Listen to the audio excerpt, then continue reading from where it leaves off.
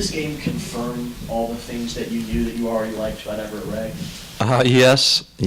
Went back to, we played in Canada, I think it was our third game. He got 17 rebounds in a game. And I don't care what kind of game you're playing. When you get 17 rebounds, you're pretty active. And he is a ball chaser. That's a talent. And he's a skilled player, as you could see. I was glad to see him have a breakout game. I mean, not just a breakout. He gets a double-double, for gosh sakes, which is fantastic. But he needed that. It's you're a freshman and you're finding your way and getting your feet wet a little bit, and nothing better than to have a game to just really, really build your confidence. And we need that. And I think all of our freshmen are capable of those games. Obviously, Ethan's had what you would call that a breakout.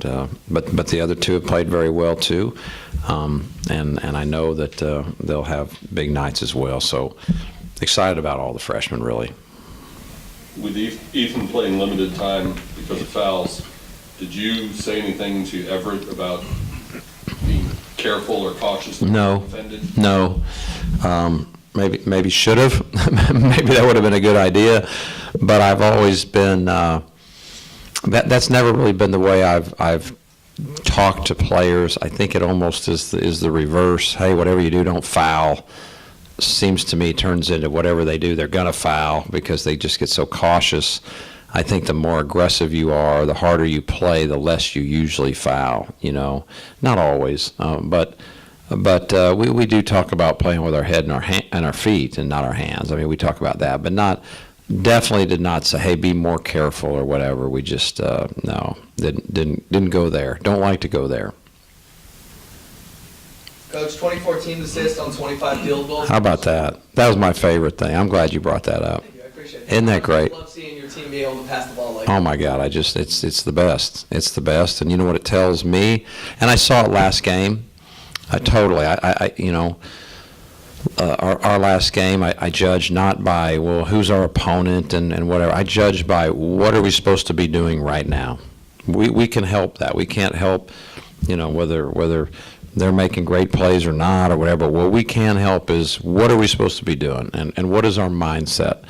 And I saw it already. I saw it last game. That was like, hey, this is starting to look like the way we play. This is SMU basketball, and tonight basically confirms that. I've never seen that stat. I don't know if it's a record. I would think it's a record or one off. I can tell you that. You can only get one better, but to have 25 baskets assisted, all but once is amazing. But you can see it out there. Guys are really looking for each other. I love it when they play like that. It is what we encourage every single day. And luckily for us, we have great character. We had it last year. We have it this year. When you got talented young men who want to be coached and want to play a winning style, it's so much fun to coach. And trust me, not every year that I've done this, or not every coach in America is fortunate enough for that, but it makes me love coaching when you have guys that want to play what we would call the right way, what we believe is the right way, and it's just so much fun. Talking about a character guy, Ben Melody finally got his first career double-double tonight. Yeah. Can you just talk a little bit about, all the things that he's been through in his time here? Oh. Now he's finally, having that. I mean, he's throwing shots from outside like crazy. I know. How good does he look? But let's go back to Ben last year when we basically had what I felt were 6 starters. I know I've told this story before, but I got to tell it again because it just blows me away when guys do something that, when they're like, man, he's a better person than me. I love that when our players inspire me. And so last year I went to the guy and said, I don't know. I can't pick 5 of you guys. So what I'm thinking about doing is rotating the 6 of you as starters because you're all playing so well to me early in the season. And Ben comes and says, let's do this. I'll do it. I'll be the 6th guy. I mean, he just volunteered. Who does that? What kind of character do you have to do that? Because everybody wants to hear their name in a starting lineup and all that. But I'll never forget that as long as I live, honestly. And it tells me what he's all about, what a winner he is, deservedly 6th man of the year. He's been through, like some of the others, we've been through the postseason ban. He's been through injuries. He's battled a lot of things. He battled a transfer situation. and he's playing his best basketball. And he has a role that allows it too. Last year we have six. We have 6 weapons, and he was, always deferred every chance he got. But now he knows he has to take a stronger role, and he definitely has. And I'm really happy. How about his last couple games? He looks like $1 million. Have you had to talk him into taking that stronger role? No. To go against his No. I think he's getting more opportunities. Of course, he's playing more, and he knows didn't have to talk him into it at all. No, I mean, of course, we've mentioned it, or he understands where I'm coming from, that his role is more significant, but no talking in. He was ready for it. He wanted it. He's confident, and he's playing very well. Jimmy was saying that when you were scouting Pine Bluff, he said they have a lot of guys who can shoot the ball. You hold them under 30% from the floor, 14% on threes. What was the approach to your defense? Well, our approach is to play our defense. I say this all the time. Defense is easier to coach than offense, because defense is kind of an exact science, really. Defense is, if you understand your own system, there's a right answer. The ball's here, my man is here, where am I supposed to be? And the ball, there's a screen like this, well, how do we handle it? So everything actually has, it's like a math test. You can get the right answer, basically. Offensively, it's not that way, and offense is much more of an art and a feel, and there's not an exact answer, and there's a lot of subjectivity. But from a defensive standpoint, we have principles, and we try to get better and better and better at them all the time. And then, of course, we do scout, and then we'll tweak a principle here and there, or maybe skew the game a little bit, to help on one certain guy or two. But for the most part, we're just trying to do exactly what we do on a daily basis and get really good at it. And what I've seen is we're getting better at it. We're not where we need to be, for sure, but Game 3, Game 4, we're far better technically from our standpoint when we watch a film than Game 1 and Game 2, and that's exciting to me. Our rebounding effort, our rebounding blockouts are better. Our sharing the ball, you can tell, is the Game 1 and 2, we were okay, but Game 3, Game 4, we look like SMU basketball to me, and that's with 4 freshmen, 3 returning, and a guy that sat and watched all year, and that makes me very happy. That shows you, I think that shows you the culture and character of the guys, of the young men that you're coaching. I want to add this for no reason, but it just blew me away. You just need to know this, that at our shoot-arounds, the way we end shoot-around, and I'm sure this is really a big part of any success we've ever had, is we shoot a half-court shot. And every guy shoots one, and you don't get more than one.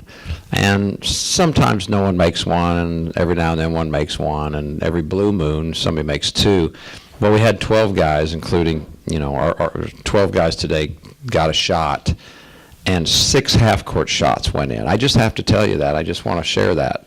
It was the most amazing thing I've ever seen. We shot 50% from half-court today, just so you know. I think that was better than we shot from 3. So we should have moved back and shot half-court shots.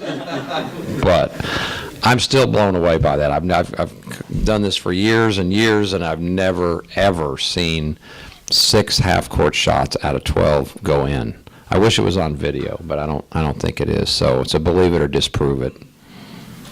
What's the status of it going for next week?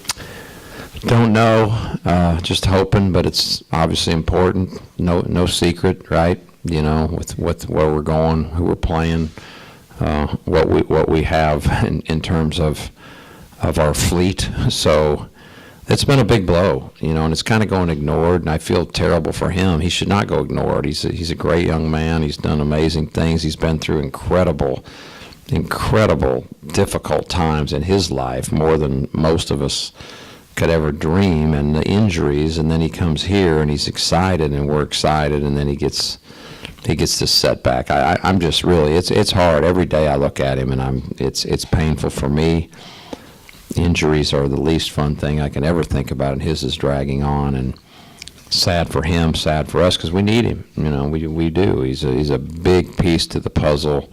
He gives us 9 scholarship players. He gives us, a completely different size, front line, depth-wise, everything, and we don't have it, but don't know exactly, but I guess we can say we're really hopeful. You guys have anything else? Coach, it might be an opportunity thing, but we've seen Everett and Ethan break out now. What do you think needs to be done to get Elijah and Will going? More comfortable? Yeah. Well, I think they're both pretty comfortable. I think Williams played very well. The last couple games, I think he really has, and I think Elijah just, he had a shooting night.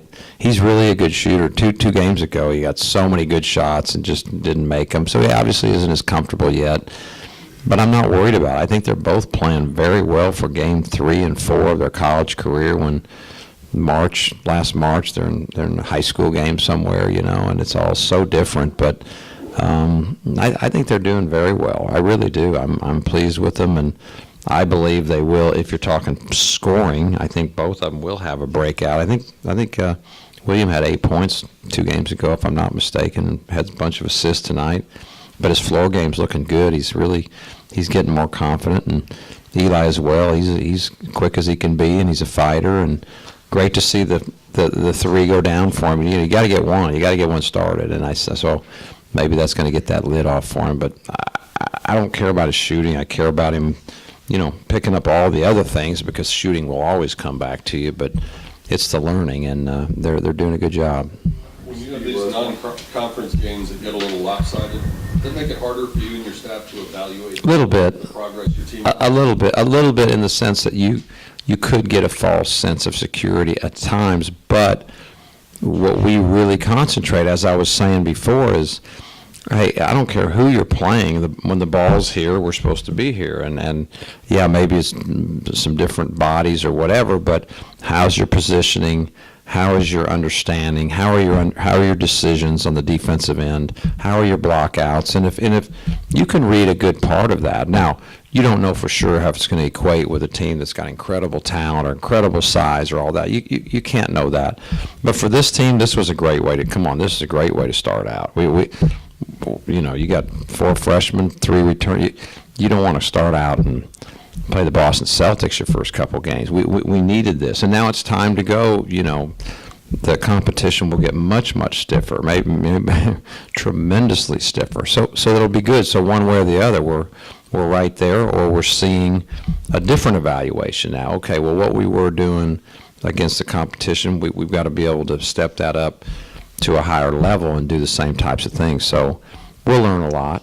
I hope we can stay healthy and hope we have a great tournament. I know our guys are really excited about it. Thank you. Thank you. Thanks.